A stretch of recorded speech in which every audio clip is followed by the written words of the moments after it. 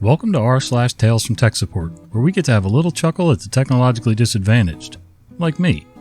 I'm Uncle Reddit, and have I got a story for you. Well, I wasn't sure I was going to have the cat cam up tonight, but after a comedy of errors, I managed to get it done. So, enjoy. That's Nickel, by the way, in case you haven't met him yet. Right, Nickel? Right? Oh boy, I shouldn't have disturbed him. Pay no attention to the fat guy in the background. Let's read some stories. Consider what you're asking.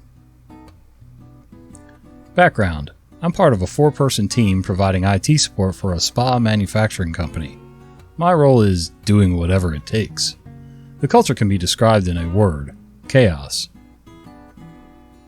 Today I got stopped by a frequent flyer on my way back from a harrowing journey regarding a minor issue on a factory floor. Let's call him B. Now, B is a nice guy. Lovable even. He's the lead spa technician and heads the department in charge of fixing broken hot tubs. I see him a lot because he has a knack for breaking or resetting the most hardy of mobile phones and forgetting credentials. B's a hard worker, and after being at this place for almost 3 years, I'm determined to help make him even better. Sometimes all it takes is getting him to slow down and listen to himself. Me. What's up, man? B. Okay, listen. Can we get customer service person access to a color printer? She prints off pictures of the spa in black and white, and I can't see what's going on in them. At the mention of color printer, he can feel the heat radiate from my body as his scouter starts behaving erratically. He grins. Me. B. Yeah, I can't see where the leak is when it's in black and white. Me. Oh, so she's handing you pictures that the customer's emailing in. B. Yeah, and the black and white's no help. Me. So why is she printing them? B. What do you mean? Internally, I know he can do this. It's right there.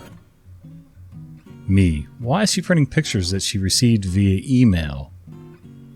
B. So I can see... Oh, she can just send them to me. This is why you're the man. Me. Both of us laughing at this point. Yeah, man, that should work a bit better for you. Now we're thinking. Yep. Save ink, save paper, save time, and you're able to see the leak. Big brain. Had to turn the cat cam around. He's thrilled, can you tell? The borrowed mouse that wouldn't work. So I was off work one day. Our department runs 7 days a week. I get copied on this support ticket out of sheer hilarity. I thought it was a prank until I got back to work and heard that Jay did in fact have issues with his mouse. So with me being out, Jay calls in a support ticket. His mouse isn't working. The mouse that he borrowed from me because it was my day off and my mouse is a lot better than his mouse. I see where this is going. Try turning your computer off and back on again. Didn't work. Is your mouse wired or not wired? Wired. Can you try unplugging the wire and seeing if it's plugged in wrong? They use this one to get people to check and see if it's plugged in or not. It's plugged in. Okay, I flagged your workstation as out of service. It'll be 90 to 120 minutes until we can send a tech down. The tech finally gets down and looks at Jay's workstation. This mouse isn't working? Isn't it for this other computer? Dinesh said I could borrow his mouse when he was off. Yeah, but it's still plugged into that other computer. This mouse that's still plugged into your computer is working just fine. And yeah, that's one of the support tickets that they couldn't fix with Zoom. Oh my god. So, I can't laugh too hard because there was a couple points in life where I was using 2 computers. Not just 2 monitors. I was using 2 whole different computers for different jobs. And I would always grab the same keyboard and the same mouse no matter what I was trying to do, and it wouldn't work on the second computer. And I know better. It's just habit. So, whoops. Helped an older friend make a Word document. They had trouble with basic file recognition. I helped an older family friend make a formatted letterhead in Word. I embedded an image in the email text body showing what it should look like with a brief description, since Word is weird and likes to mess with image formatting between different versions, and then attached the Word document like normal to the email. I get an angry and confused call about 10 minutes later. I can't edit it? It's open in some weird program. Help. I'm feeling a bit confused since they should at least be able to edit it in Word. even if the formatting was weird. After a little bit of troubleshooting, I worked out they had saved the image, thinking it was the document, and was confused as to why they couldn't add text to it. I had to very slowly and carefully redirect them back to the email to save and open the correct file, which was fine, of course. I can say from dealing with some family members myself that some of this stuff's a little abstract for some people. Like they have a hard time getting their head around it. It's not, for years I was a hammer and nails kind of guy, or a hardware kind of guy. If I could put my hands on it, hear it, see it, taste it, touch it, whatever, I could usually work on it. But, documents were totally foreign to me for years. Adobe, Word. I'm still not perfect, but at least I know where to go to look for answers. Excuse me. Having some allergy issues this week. Almost fits. Many moons ago, I worked copy/print, and we had a large format color printer. A big HP inkjet that could print on 36-inch wide rolls of paper. This printer took 4 ink cartridges, CMYK, and it had 2 different ink systems. One for regular ink, great for printing on paper, and UV ink, great for banners and such that it'd be exposed to the sun.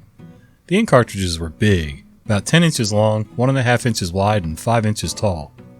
On the back of each cartridge was 2 metal and rubber ports where they would plug into the feed lines to the print heads. Most importantly, they were keyed at the bottom. Each color type had a different plastic notch. To swap ink systems, you had to open the back of the machine up, flip some latches, and the entire ink system from cartridge slots to print head holder came out. You can see where this is going already. While I was on vacation, 2 of the guys I worked with decided to swap out one ink set for another. I can't recall why. It's well over a decade ago. When the cartridges didn't fit, they forced them in. This, of course, meant the 2 ports didn't line up properly. Plastic was snapped and the machine apparently leaked a good amount of ink out of it. So the help desk was engaged. It's determined that the part is broken and a new one will be sent out at the location's cost. Everything is agreed upon by management. This all happens before I return from vacation. Here's where it becomes my tech support issue. I get back. I'm told why the machine is broken and what's being done to repair it. So I keep an eye on things, waiting for the tech to show up or for the machine to be fixed when I come in one day. A few weeks go by. Each week I contact our help desk who looks up our ticket, sees that they've contacted HP and says they'll follow up. Now my manager is getting upset because we're turning away work or sending it out to another location, so we're losing a cut of the money. I call the help desk again and we get the "we'll follow up" answer again. I relay the info to the manager who then emails the district manager. The DM had been in the loop since week 2, and the regional manager. The next day I get a call from HP. They apologized for the delay. Something went wrong on their end and they lost the order or something like that. As they've now blown past the SLA for repair, they're sending a tech out tonight. The tech is going to go to the airport and pick up a replacement part and drive to our location and install it. I can't remember what the SLA was, but I know our service was weekdays, normal business hours.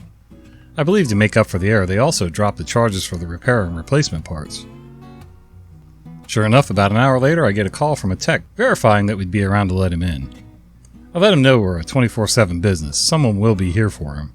He showed up around 7 p.m. with the box for the replacement ink system and some parts. He had come up from Orange County. We were in Los Angeles. And he proceeded to take our machine apart, clean up the mess inside, replace the broken parts, and install the new ink system. That was a little anticlimactic. Alright. It's funny. My wife isn't very technologically inclined. Yeah, that's a good way to say it. But even she, I don't believe, has ever tried to force an ink cartridge into the wrong slot, the wrong type of ink cartridge, none of that stuff. So I'm not sure what these guys were doing. I mean, if something doesn't go in, you would think, you pull it out, look at the shapes, and, it's like when you were a little kid, putting the round thing in the round hole, the square thing in the square hole, the star in the star hole. It shouldn't be that complicated. What OU is the local admin account in? A couple months ago, one of our classrooms was repurposed as a lounge. Instructors and sailors needed a place to relax, and all the computers were removed.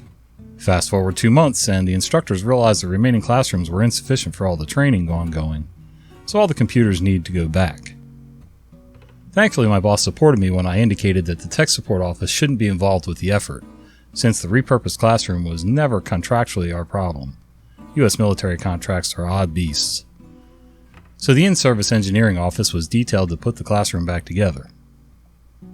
We never shut off the switch ports for the room, so this should be easy, right? Right. A couple of the machines wouldn't come back on the network, because one of the engineers didn't bother to read the labels on the hard drives and ensure the workstations were put back together with the correct drives. Edit. I wrote this on the fly and created Sticky Mac as the culprit preventing network access. In fact, it would have been that a hard drive swap was too significant a hardware change, prompting MS Active Directory, AD, to drop the workstation from the domain. Senior engineer drops by to tell me they can't get a couple of the systems on the network. I ask if he logged on to check the connectivity, etc. He responds that he can't log on, so he can't check the connectivity. Me. With local admin? Engineer. I don't know the local logon. Me. Local admin is redacted. Password should be redacted. Engineer. Okay, I'll try that. 10 minutes pass. The phone rings. Engineer. What's the OU of the redacted account? Facepalm. I kinda know what an OU is, but I still feel like I'm missing something here in this story. But I know you guys got me covered. Let me know down below. You need Wi-Fi to connect to the server, and a Wi-Fi dongle isn't a USB storage device. Honest. This happened a while ago. How long? Not gonna say. What industry? Not gonna say. But the entirety of the office's existence is generating TPS reports and writing checks and/or sending direct deposits. It's not payroll, it's TPS reports. And the checks aren't payroll checks. They are for recalled, party balloons. The pay for this, well, BitShow is remarkably good. We're under tents and set up on folding tables. Screw you, COVID, for forcing us outdoors. 7:30 a.m. on a day that ended in Y. Okay, everyone, if you're not set up and good to write reports, print the signed payment agreements. Please let me know so I can help you get set up. I help a few people get logged on and help folks get set up, diagnose and unplug power strip, etc. Wow, what do you know? I have time to go get a coffee. 8 a.m. rolls around and the first angry customer shows up to get their recall balloon checks. I get the first irate customer at my desk and I start to work on his TPS report. Can I get some help? I can't upload my TPS report, Q asks everyone. I know it's intended to be asking me for help. To put some of this in context, Q is somewhere in age between my dad, who retired 5 years ago, and my long-dead grandfather in age. I'm filling out Miss Smith's TPS report. Pass the customer over to someone else and give me 5 minutes and I'll come help. So I finish Mr. Smith's TPS report and get up to look at Q's computer. I hit the giant link on his desktop for the web app to import TPS reports, and no joy. No internet. I look at his network and no network connection. Le joy. I go into it and no wireless networks available. Huh. So the next thing I do is start looking for the idiot switch for switching off the Wi-Fi. I've seen that issue before. Heck, I've done that more times than I can count, and it's an honest mistake. Yeah, this ancient crap box doesn't seem to have an idiot switch. I go into Device Manager to look for a wireless card driver issue. And no wireless devices. Period. None. Zip. Nada. I push out a quick email to the boss. Hey boss, Q's computer won't work out here without a Wi-Fi dongle. You spent enough time trying to get Q's uploader to work. Just get back to work and let tech support team view his computer. Oh, okay. So I call him next in line in the socially distanced bullpen of a queue of PO'd customers and start taking down his information for the party balloon warranty and start filling in the TPS report. After about a half hour of tech support trying to help Q get TeamViewer working, he finally gets the all clear to go into the building with the computer to walk to IT and get them to look at the computer. About 10 minutes later, Q comes back and sits down with his computer. He plugs in a Wi-Fi dongle and starts his laptop up. He takes the next angry customer in line and gets to work. Surprisingly, everything runs well for about an hour. The supervisor walks up and says, "What the heck are you doing, Q? No USB storage allowed for any reasons. These computers have sensitive balloon warranty information on them." And she pulls the Wi-Fi dongle out. "I'm just using what IT told me to use to fix it," Q tells her. IT knows the rules. IT made the rules. This is a serious breach. I decide to open a giant can of worms and remind the supervisor of a certain policy. Don't you have to have him escorted to CyberSec and HR on a first offense due to the sensitive nature of the customer data on the TPS reports? Who knew that party balloon warranties were so sensitive a document? I had a very productive hour or so until they both came back outside. Well, that was one way to get Q out of your hair for a while. I had to switch cats. Just because the printer cartridge fits doesn't mean it's right. I'm not the official tech support person, I'm just the guy everyone goes to because I'm good with computers. Jay comes to me the other day and asks for help with his printer. Okay, let me take a look. Don't touch anything else. Let me finish off filling out this TPS report and I'll be right with you. I go to Jay's workstation and he has his printer open. I look in and the package to the ink is ripped open. I look at the old cartridge and it's an HP number 39. I look in the printer and it's an HP number 37. Jay, you bought the wrong cartridge. Long story short, we have to buy our own cartridges and then expense report them. Well, it fits. Jay, it's like you bought an oil filter for a 57 Chevy Bel Air, but you're trying to shove it into a 57 Chevy truck. Close isn't good enough, it has to be exactly the same cartridge. But it fits. It's not right. You need to go back and get HP number 37 or number 37 XL cartridge. Can I return this one I just bought? Probably not, because it's open. Let me get a Ziploc bag and leave me the receipt and I'll throw it on the shelf, and if anyone needs that cartridge, they can give you cash for it. And then this morning, what do you know? My printer ink hits low, and lo and behold, I open my printer up and I need the number 39. And P.S. Why the F do we not have a photocopier? I don't have an answer either. The mysteries of some businesses, but someone has to keep HP in business. That would drive me nuts, having to buy my own ink cartridges and expense them like that. I'm not sure how that can be put on employees. Contractors? They usually have their own printers and computers though. If you haven't already, do me a favor, give this video a like, subscribe to the channel, and click that little bell icon so you don't miss the fat guy with the beard telling you stories. See ya!